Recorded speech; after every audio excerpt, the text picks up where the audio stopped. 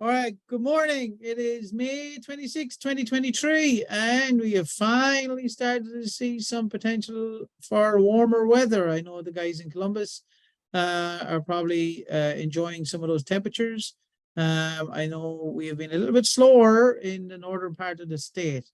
Online this morning, we got the inimitable Pamela Sherratt. We got Dr. Dominic Petrella recording. So any bad camera movement is his fault, but he will be recording, and our graduate student Tyler Van Landingham is going to describe or discuss the ODA trial. Dr. David Gardner and Dr. Tyler Carr. First off, Pamela Sherratt. Good morning, everybody. So two things. I didn't think I'd ever be sat here Memorial Weekend in my cardigan because it's quite chilly this morning. And Memorial Weekend, and I'm still getting electrocuted when I get out of my car because the humidity is so low. So the humidity is really low. We've got very high ET rates right now. And I wanted just to mention for those of us that have been doing seeding or sodding that these spaces will dry out very rapidly, especially on compacted soils. You will see that the surfaces will get very dry and very hard, and then it's not conducive to root growth at all, whether you've seeded or sodded. So really important to keep these areas moist. We're having a lot of work done in my neighborhood by the city right now, and they came through and they've installed sidewalks, and they came through and they seeded, they hired a landscape company to come through and seed all of these areas a few weeks ago, and they hydro-mulched, and all of those hydro-mulched areas have come in really nicely. So there is technologies out there to retain moisture. You know, you can hydro-mulch, you can cover with good quality topsoil or sand if you're on a sand-based system. I guess the key is to conserve as much moisture as possible, syringe several times a day, try not to syringe in the afternoon because the ET rates are very high, and you'll get a lot of evaporated water, especially if it's windy. So yeah, I don't think we need to worry too much right now about seeding too late in the afternoon because of disease incidents. I still feel like we've still got quite cold nights and brisk mornings. But you know, we're going into warmer weather in the next week or so, so that might change. But yeah, moisture management right now is key, and I know that several other people are going to talk about different aspects of that. So I'm going to sign off from there, Ed. Thank you. Thank you, Pam. Now, one thing I think we need to bring up from the various materials used for retaining water, you know, the use of moss or potting mixes, Pam. Concerns or potential issues that arise there when it dries out? From a professional sports turf golf course standpoint, obviously you're gonna use what your existing root zone is. So if you're on a native soil field, native soil materials. I have seen absolute disasters where people have gone in with good intentions and they've got these big bales of, you know, moss, and they've spread it in the middle of a football field, and all it does is retain moisture and turn into a big quagmire. So we're still looking at materials that are granular in nature that will aid drainage, not impede drainage. So match what your existing root zone is and make sure it's some kind of material that will aid drainage and not impede. There we go. Now, the other thing would be some of those products that are used with the seed materials, maybe more so in the big box stores, once they dry out, they can become very difficult to re-wet. So they actually become more of a problem down the road. So again, some of the products that may be more paper-based or have straw, something like that, that can be re-wetted relatively easily, probably more valuable than the other materials. Thank you, Pamela. All right. Well, you brought up straw. So one last final. We don't, again, from a professional standpoint, we don't really recommend the straw mulches. You can inadvertently bring in a lot of weed seed too. So, right. Yeah. Okay. Thank you, Dr. Nangle. Have you guys ever used like clean clippings from the lawn to put over the top? I've tried it once, and it breaks down much easier than straw does. But I could see going into the warmer weather, you know, increased disease incidents. But yeah, I guess you would need to make sure that the grass clippings are clean from weed seed. All right, Tyler Carr has just given us an opportunity to make millions of dollars. Oh, he just gave it away. All right, Dr. Dominic Petrella and graduate student Tyler Van Landingham. Right. Hello and good morning, everybody. So we're here at Columbus at the OTF Research Center here, which is one of 4 of our locations for a research study funded by the Ohio Department of Agriculture. So what we're working on is refining best nitrogen requirement applications for about 20 different grass varieties. So just to show you a couple over here, this is one of our plots here that has 20 3x3 plots. We're working with 4 different grass species. We got Kentucky bluegrass, hard fescue, perennial ryegrass, and tall fescue. And we have 5 different cultivars of each. So you can see a good representation of all 20 right here in this treatment block. And so we just put our first fertilizer applications out last week. We're doing a 0 for control. We got 1/2 pound over the course of the growing season, 1 pound, 2 pounds, and 4 pounds of N for the year split up for 5 monthly applications.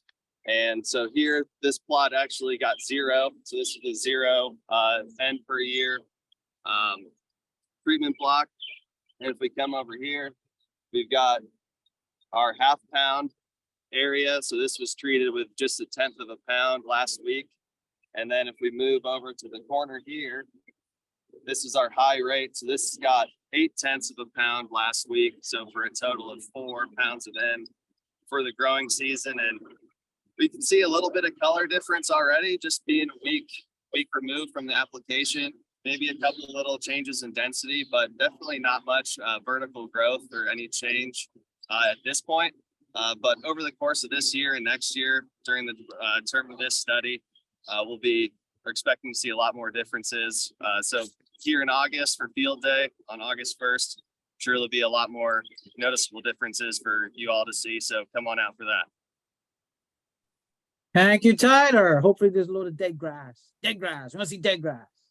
All right. If there is any other follow-up or interest on the USDA funded ODA trial, then you can have the opportunity to go and look at those sites in Worcester, Columbus, down in Cincinnati at Blue Ash, and up at Findlay, where the ORDC research station is up there. So this is one that we are trying to get out to the whole state. Next up, Dr. David Gardner. I was going to say good morning, but yesterday I got a call from somebody who said that they just had a chance to watch the recording and it was the middle of the afternoon. So maybe I'll just go with greetings or whatever. Let me attempt to share my screen.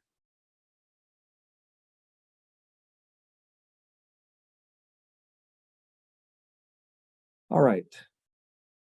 So if you're near a heat sink like a sidewalk or a driveway, your crabgrass might be a little bit further along. And also if you're in the southern part of the state, your crabgrass might be a little bit further along. But out in the open turf and bare spots, this is what crabgrass typically looks like at this time of the year. It's about 2-leaf, maybe 3-leaf.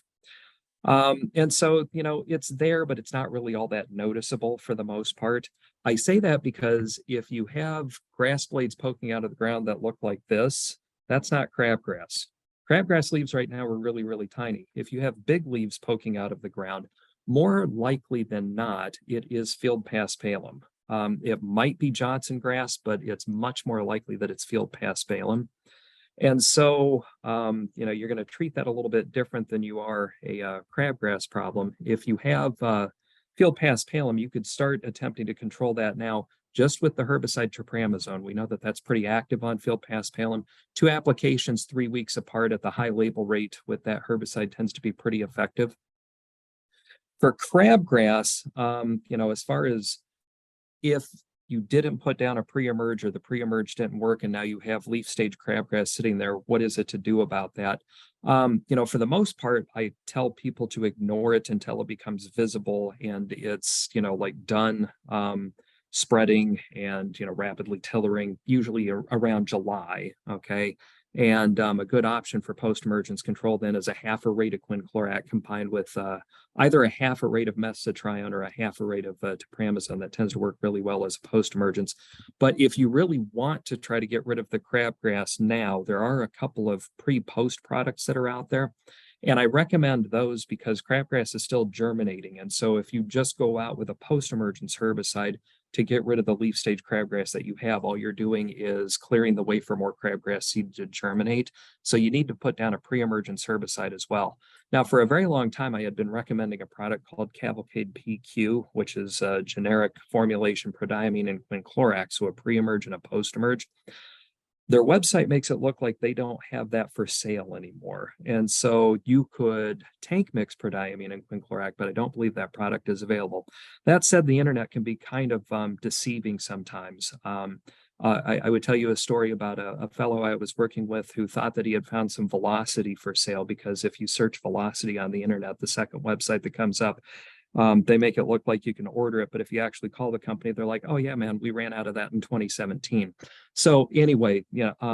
But from what I can tell from the internet, it looks like Cavalcade PQ, the formulated product, is no longer a thing. So you could tank mix those two things, or you could try Dimension, because Dimension has activity on leaf stage crabgrass, or tenacity, or the product echelon, which is prodiamine and sulfentrazone. But again, you can use those products now, or like I said, a lot of people will just wait until the crabgrass becomes very noticeable and visible in July and control it post-emergence then.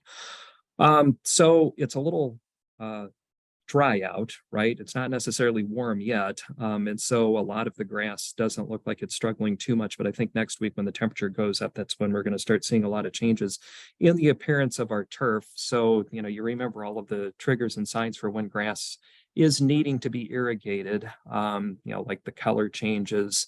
It's actually interesting, the nature of that color change. What happens there, if you take a grass blade and you cut it in cross section and you look at it under a microscope, there are these big cells in cool season grasses called bulliform cells that when the grass plant dries out, those shrink, which causes the leaf blade to curl up.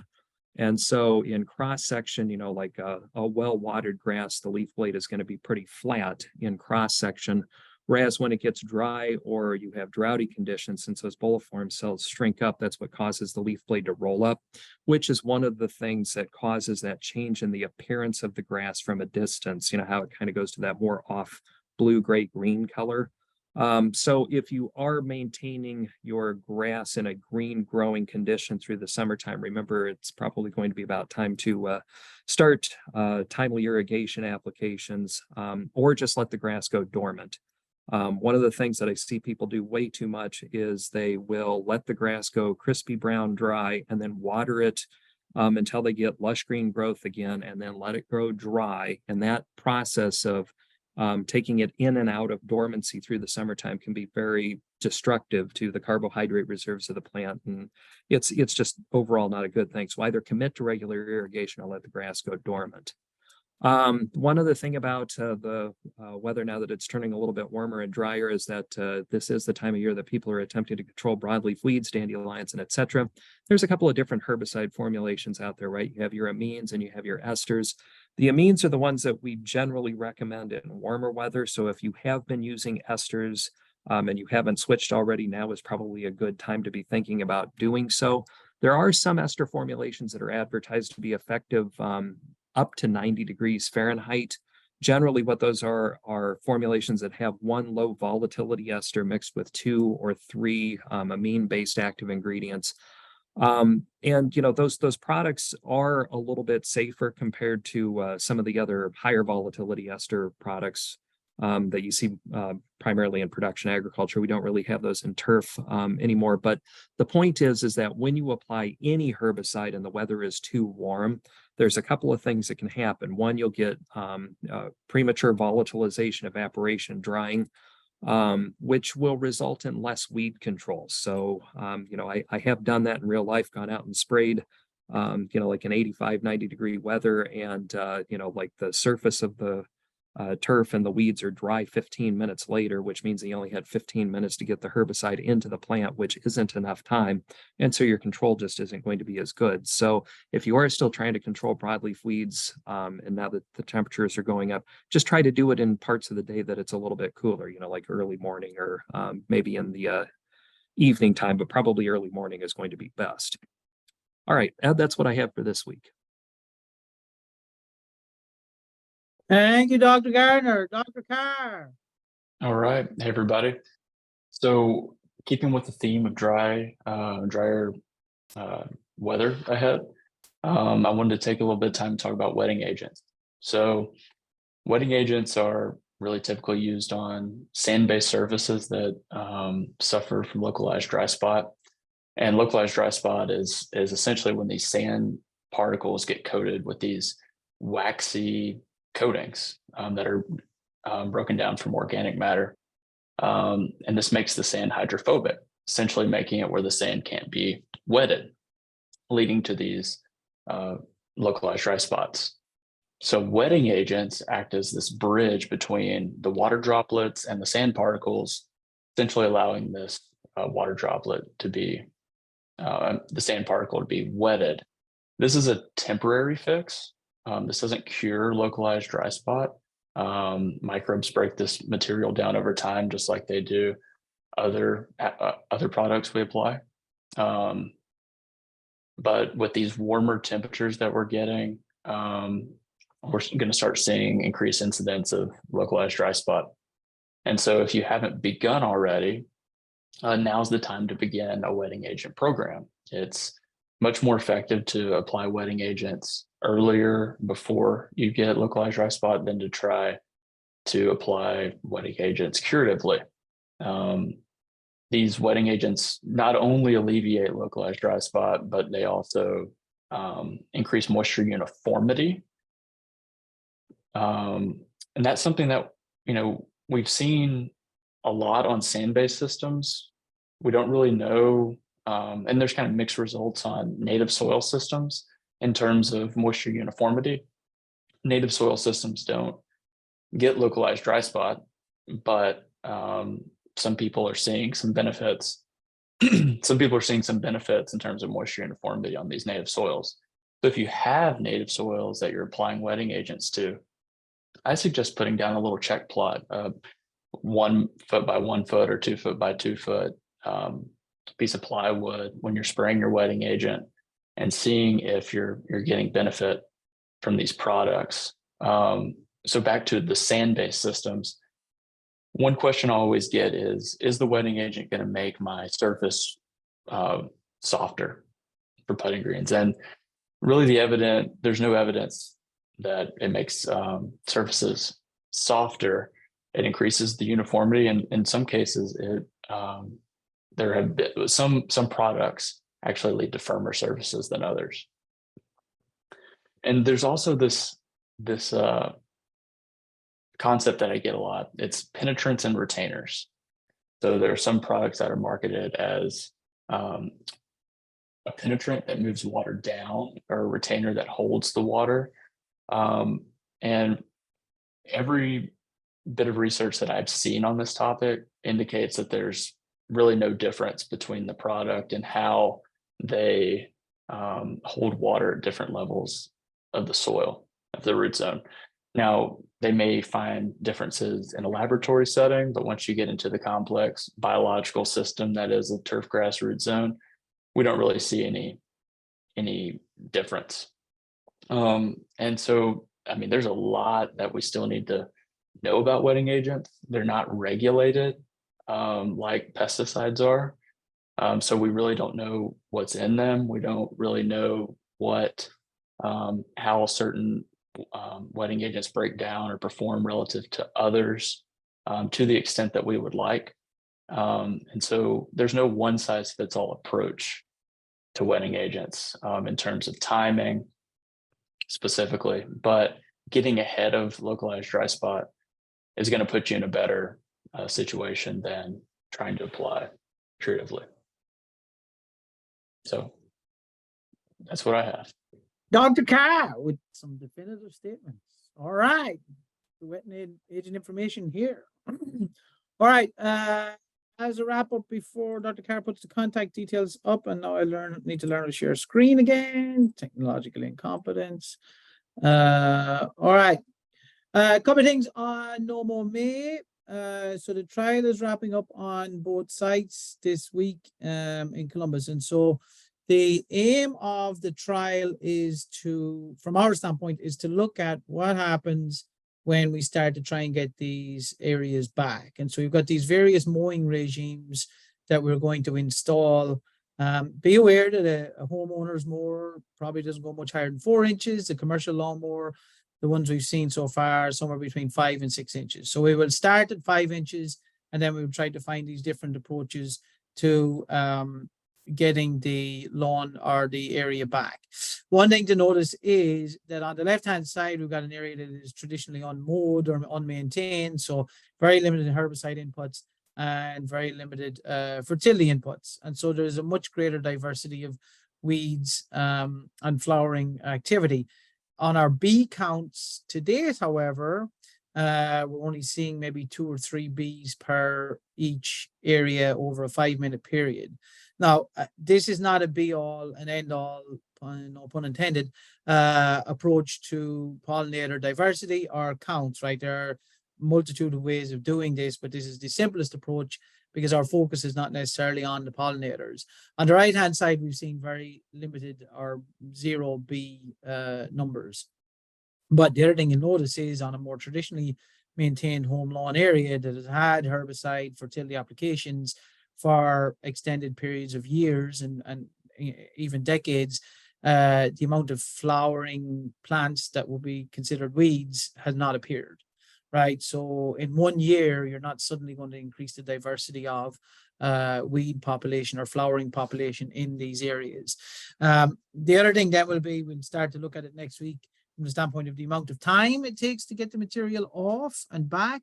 And then also if we start to cause damage, we start to lose density and cover from the activity. The whole no-mow May thing has drawn a lot of interest.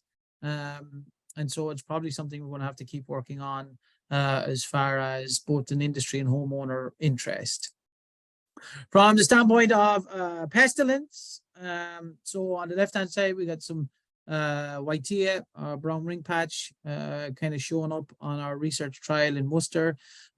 Cooler temperatures at night have probably pushed that a little bit to be a little bit more active. And then on the right-hand side, on another trial site up in the Worcester area, we got some pretty good dollar spot pressure starting to show up on untreated areas.